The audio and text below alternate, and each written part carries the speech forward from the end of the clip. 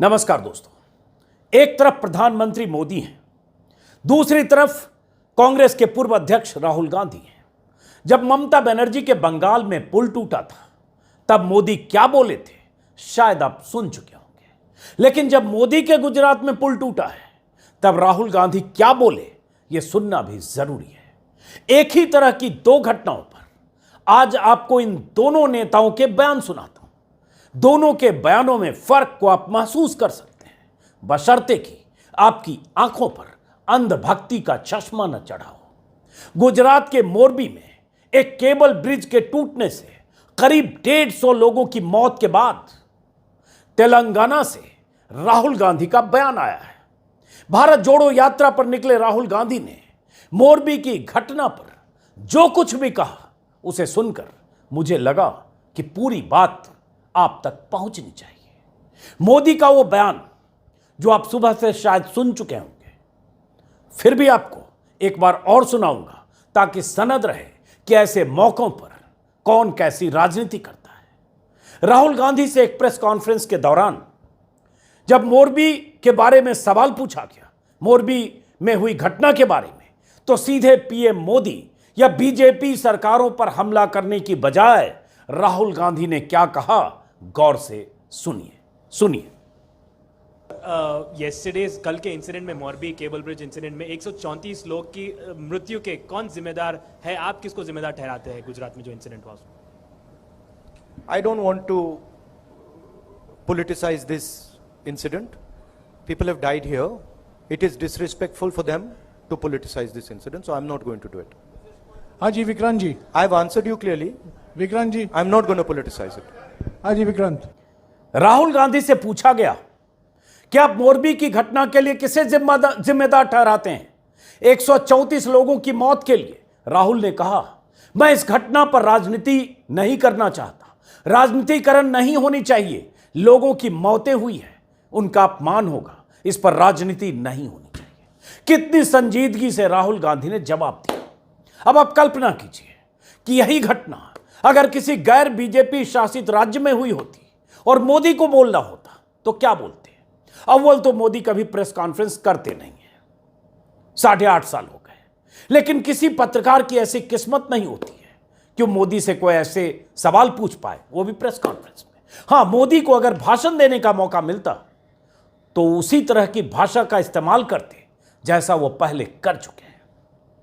मोदी का यह भाषण अप्रैल 2016 का है। तब बंगाल में विधानसभा चुनाव हो रहा था। मार्च में कोलकाता में एक पुल गिर गया था। उस हादसे में 27 लोगों की मौत हुई थी।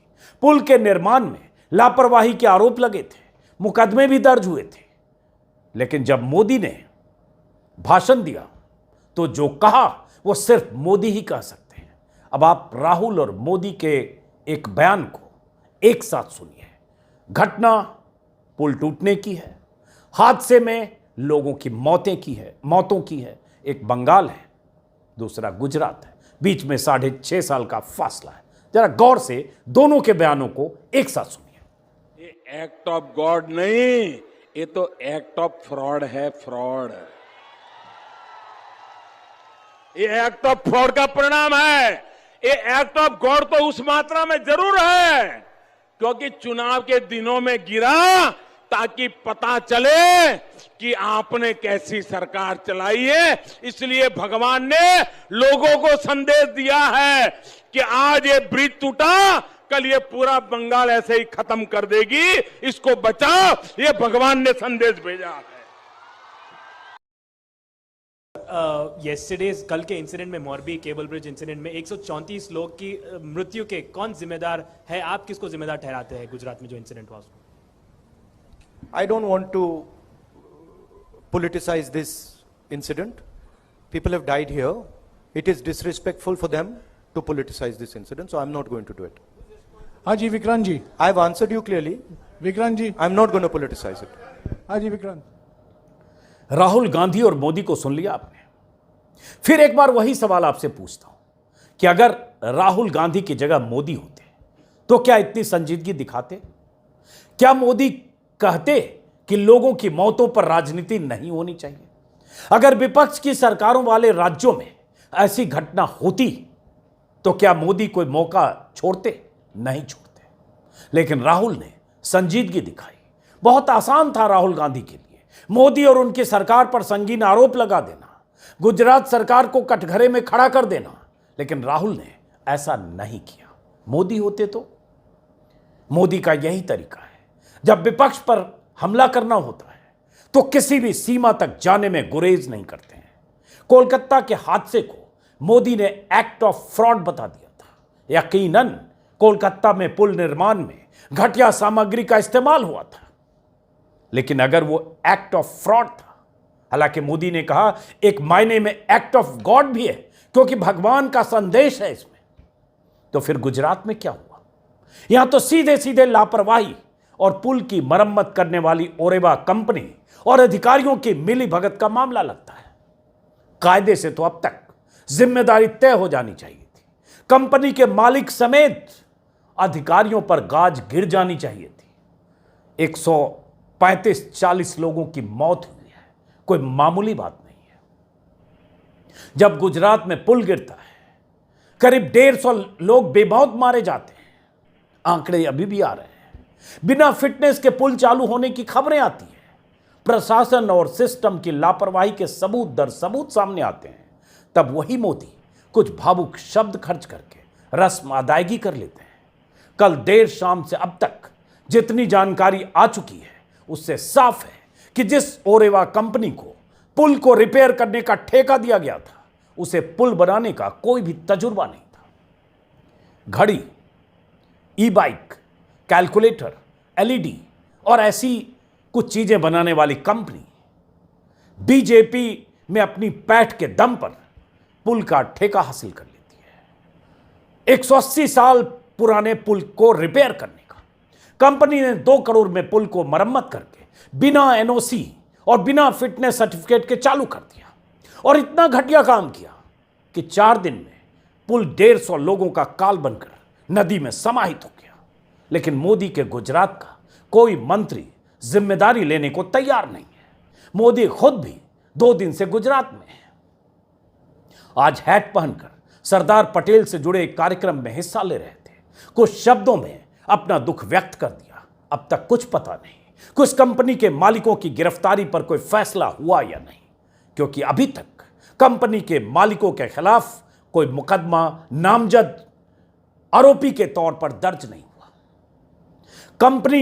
उस कंपनी ने जिसे ठेका दिया गया इस ब्रिज को रिपेयर करने का, उस कंपनी ने बिना फिटनेस सर्टिफिकेट के ब्रिज को चालू कैसे कर दिया? उस कंपनी ने अगर उस पुल पर 100, 50 या 75 लोगों के जाने की क्षमता थी तो 400 से 500 टिकट कैसे बेच दिए? कहा जा रहा टिकट ब्लैक भी हो रहा था। कहा जा रहा उस कंपनी के मालिक ओरेवा कंपनी है जो अजंता के नाम से घड़ियां भी बनाती है, पुरानी कंपनी है, घड़ियां बनाती है, पुल नहीं। लेकिन उस कंपनी के एमडी ने प्रेस कॉन्फ्रेंस करके बाकायदा अपनी ही पोती से पुल का फीता कटवा कर पुल को चालू कर दिया 26 अक्टूबर को। जल्दबाजी में नगर पालिका के अधिकारी कह रहे हैं कोई फिटनेस सर्टिफिकेट नहीं लिया गया। नगर पालिका के अधिकारी कह रहे हैं कि कोई एनओसी नहीं लिया गया। तो फिर ऐसा कैसे मुमकिन हुआ? और अगर हुआ तो जो एफआईआर दर्ज हुई है जिसमें एजेंसी के खिलाफ जिसने पुल निर्माण किया है 304, 308 और 114 के तहत क्रिमिनल केस दर्ज किया है, उसमें नामजद आरोपी के तौर पर जयसुख पटेल जो कंपनी के मालिक हैं या ओरेवा ग्रुप का नाम क्यों नहीं है?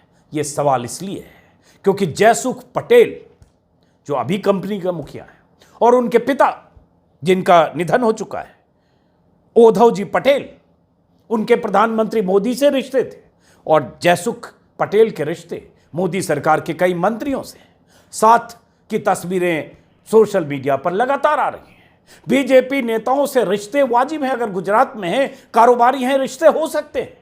लेकिन एक कंपनी जो पुल रिपेयर करना या इस तरह के 250 साल पुराने केबल ब्रिज को रिपेयर करने में जिसका कोई तजुर्बा नहीं था, उस कंपनी को काम दिया जाना और उस कंपनी की तरफ से उस पुल को अचानक चालू कर दिया जाना बिना एनओसी के, और 50, 60, 70 लोगों को जहां जाना चाहिए वहां 400, 500 टिकट बेच लेना, और उसके बाद भी उस कंपनी के मुखिया के खिलाफ अब तक, कल शाम की घटना है जब आप वीडियो देख रहे हैं, करीब करीब 24 घंटे हो गए जब मैं वीडियो रिकॉर्ड कर रहा हूं, कंपनी के मालिकों के खिलाफ कोई कार्रवाई नहीं। क्या कहेंगे? यह मोदी जी के राज में हुआ। जो जानकारी मैं देख रहा हूं जयसुख पटेल के बारे में, कंपनी की प्रोफाइल है, अजंता घड़ियां घर घर में जाती हैं, आप लोगों के घरों में भी होगी, मैंने भी देखा है, शायद मेरे घर में भी कहीं अजंता घड़ी होगी। और ये ग्रुप है, अजंता घड़ी बनाती है और ई बाइक और LED बल्ब वगैरह बनाती है। कई देशों में इनके कारोबार हैं जो कहा जा रहा है, और जयसुख उद्धव जी ओरेवा समूह का कारोबार संभाल रहे हैं। कई तरह के ठेके ओरेवा ग्रुप लेता है, लेकिन पहली बार ऐसी जानकारी मिल रही है कि इस तरह के किसी ब्रिज का काम उसको मिला है। और सोशल मीडिया पर जो लोग लिख और बोल रहे हैं उसके मुताबिक अपने राजनीतिक संपर्कों का ही उन्हें फायदा मिला, और राजनीतिक संपर्कों का ही असर था कि उन्होंने प्रेस कॉन्फ्रेंस करके अपनी पोती से दिवाली के दौरान हड़बड़ी में जयसुख भाई पटेल ने ब्रिज का उद्घाटन करा दिया। और आज जब घटना हो गई है, आज मतलब कल जब घटना हो गई है, 135 लोग मारे गए हैं, तब नगर पालिका के अधिकारी कह रहे हैं कि कोई एनओसी नहीं था और पूरी लापरवाही का ठीकरा कंपनी पर फोड़ा जा रहा है। बावजूद इसके कंपनी के मालिक और मुखिया तक कोई आंच नहीं पहुंच रही है और अब तक कोई जांच नहीं पहुंच रही है।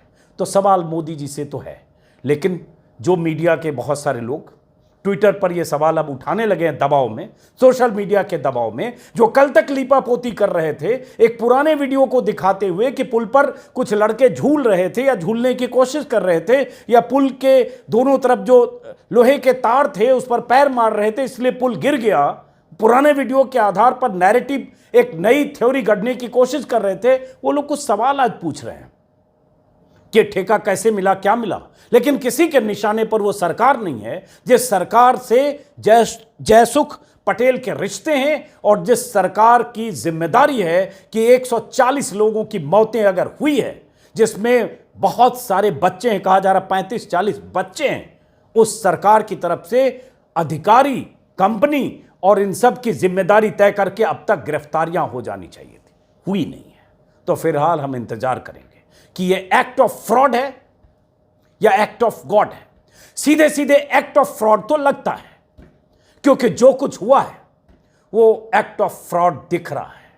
जिस तरह से कंपनी ने काम किया और कैसा काम किया, कैसी रिपेयरिंग हुई कि 4 दिन में ही पुल टूट गया, और कैसे ऐसा मुमकिन हुआ कि सब कुछ वहां होता रहा।